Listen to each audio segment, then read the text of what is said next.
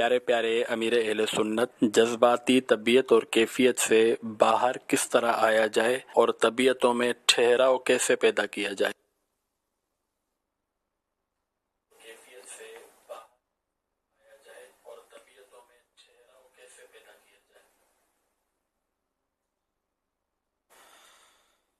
اشارہ ادھورا سوال ہے۔ یہ کیا پوچھنا چاہتے ہیں کہ یہ جو جذباتی طبیعت میں جو جذباتی پن آ جاتا ہے، یہ جذباتی پن پر کیسے قابو پایا جائے؟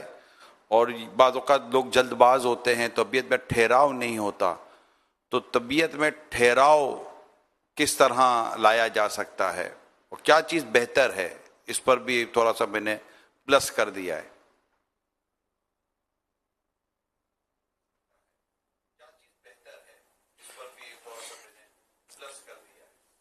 عموماً تو یہ فطرتاً ایسا آدمی کا مزاج ہوتا ہے کہ وہ غصیلا ہوتا ہے، جذباتی ہوتا ہے، مزاج میں چڑچڑا پن ہوتا ہے۔ ایک صورت یہ، بعض اوقات یہ کہ شروع میں نہیں ہوتا، بعد میں ہو جاتا ہے، جیسے بڑھاپے میں یہ چیزیں بعض اوقات ہو جاتی ہیں۔ تو اب یہ کہ ان پر کوشش تو کرنی ہوگی، کیونکہ وہ حدیثوں میں ہے نا کہ پہلوان وہ نہیں جو کسی کو پچھاڑ دے، پہلوان وہ ہے کہ جو غصے کے وقت اپنے آپ پر قابو پا لے۔ اسی طرح غصے کا گھونٹ پینے کے بھی اپنے فضائل ہیں، غصے پر کنٹرول کرنے کے بھی فضائل ہیں۔ تو یہ تو ہوا کہ غصہ آتا ہے تو اس پر کنٹرول کیا جا سکتا ہے، ناممکن بات کرنے کا تو حدیث میں ترغیب آنے سے رہی ہے نا۔ تو یوں مطلب یہ کہ آدمی تکلفاً خود پر کنٹرول کرے، اپنے جذباتی مزاج پر، اور اس کے لیے مطالعہ کرے، اس کے نقصانات معلومات کرے۔ تو اس طرح جب اس کو معلومات ہوگی، جذباتی پن سے اس کے جو پہلے نقصان ہوئے ہوں گے اس پر یہ غور کرے کہ فلاں جگہ مجھے نہیں بولنا تھا لیکن میں بہت جوش میں آ گیا، غصے میں آ گیا، میں نے یوں بول دیا اور نتیجتاً میری پٹائی ہو گئی تھی، یا پولیس نے ہاتھ رکھ دیا تھا مجھ پر اور لے گئے تھے، وغیرہ وغیرہ۔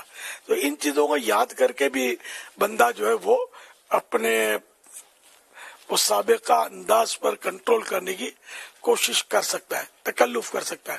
پھر یہ کہ بعض اوقات وہ جذباتی بنتا ہے، غصے میں آ جاتا ہے تو اپنے سے چھوٹوں پہ آ جاتا ہے، بڑوں پہ نہیں آتا۔ تو جس طرح بڑوں کا مجھ پر روب ہے تو میں کنٹرول میں رہتا ہوں، تو اس طرح چھوٹوں کے معاملے میں بھی مجھے کنٹرول میں رہنا چاہیے۔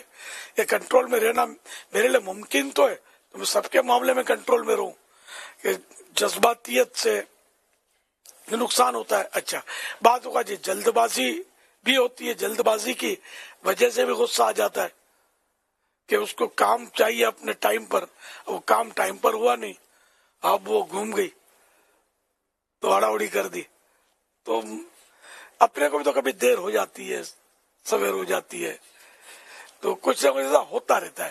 تو اس لیے آپ کوشش کر کے اس پر کنٹرول کریں۔ واللہ تعالی اعلم ورسولہ اعلم عز وجل وصلی اللہ تعالی علیہ وآلہ وسلم۔ صلو علی الغیب صلی اللہ تعالی علی محمد۔ آپ نے جو جواب ارشاد فرمایا ہے حضور، تو اس میں آپ نے جذباتی انداز کو اور غصے کو ایک ساتھ بیان فرمایا، تو کیا یہ جو جذباتی ہونا ہے یہ غصہ ہی ہے؟ جو جذبات میں بندہ غصے میں ہی آ جاتا ہے؟ ایک تو یہ آپ سے وضاحت لینی تھی۔ دوسرا یہ کہ جیسے کہ بعضوں کا کسی کو دین کا بہت زیادہ درد ہوتا ہے، دین کی بڑی کڑھن ہوتی ہے، تو اس کے سامنے دین کا کام ایسا ہوتا نظر نہیں آ رہا ہوتا، تو اس میں وہ مطلب کہ وہ اس کا دل جلتا ہے، تو کیا آپ دل جلنے کی اجازت دیں گے، یا دل جلے تو سامنے والے کو بھی جلا دینا ہے، اس کی بھی آپ اجازت دیں گے؟ کہ بعضوں کا دل جلتا ہے تو ایسا جلتا ہے کہ وہ باتوں باتوں میں سامنے والے کو بھی جلانے کی کوشش شروع ہو جاتی ہے، تو اس معاملے میں آپ کیا فرماتے ہیں؟ دو بات۔ تیسری بات یہ کہ یہ ارشاد فرمائیے کہ آپ نے کہا کہ کسی کی وجہ سے طبیعت میں وہ وہ کام وقت پہ نہیں ہوا ہوتا، تو ظاہر ہے کہ جب ہم بھی اگر اپنے ٹائمنگ کو اس طرح لے کر نہیں چلتے اور ہمیں دیر ہو گئی ہوتی ہے، اب اٹھنے میں دیر ہو گئی، کھانے میں دیر ہو گئی، باتوں میں دیر ہو گئی، تو گھر سے نکلنے میں دیر ہو گئی، تو بعض اوقات ہم خود اپنی وجہ سے جلد بازی میں آ جاتے ہیں جس سے نقصان ہوتا ہے، تو اس میں وقت کی پابندی کا لحاظ رکھنا بھی کیا اس میں ٹھہراؤ پیدا کرنے میں مددگار ثابت ہوگا کہ اگر میں وقت کی پابندی کرتا ہوں اور ٹائم ٹیبل کے مطابق چلتا ہوں تو ہو سکتا ہے کہ وہاں جلد بازی والے کاموں سے بچ جاؤں. تو یہ 3 الگ الگ تھے، میں نے کہا اس پر بھی اگر آپ ارشاد فرما دیں.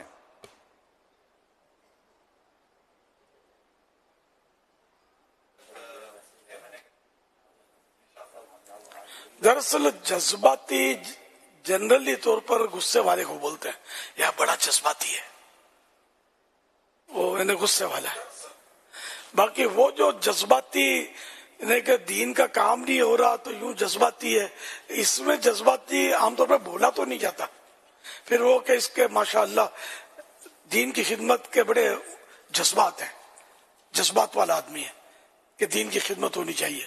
اچھا، اب یہ کہ جذبات میں آ کر دوسرے پر غصہ اتارنا یا جو دین کا کام نہیں کر رہا اس پہ چڑھائی کر دینا، تو یہ بھی ٹھیک نہیں ہے نا، کیونکہ دین کا کام کر رہا ہے اللہ کی رضا کے لیے.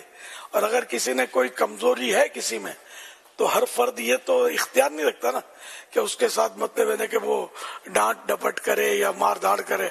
تو اس طرح تو پھر وہ شیطان کا کام ہو جائے گا.